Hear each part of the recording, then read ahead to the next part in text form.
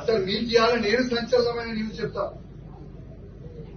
అసలు కాంగ్రెస్ పార్టీలో ఏకనాథ్ షిండే అయ్యేదే ఈ రేవంత్ రెడ్డి గారు. ఎందుకంటే ఇవాళ ఓట్ నోట్ కేసు అనేది ట్రయల్కి వచ్చేసింది. అన్ని విధాలుగా ఎవిడెన్స్ ప్రూవ్ అయిపోయింది.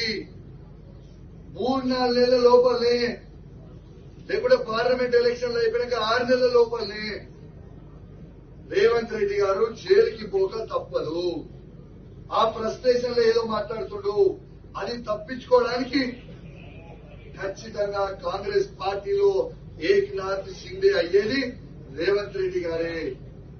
నేను దయచేసి కాంగ్రెస్ పార్టీ మంత్రులని, ఎమ్మెల్యేలని జాగ్రత్తగా ఉండమని హెచ్చరిస్తా ఉన్నా.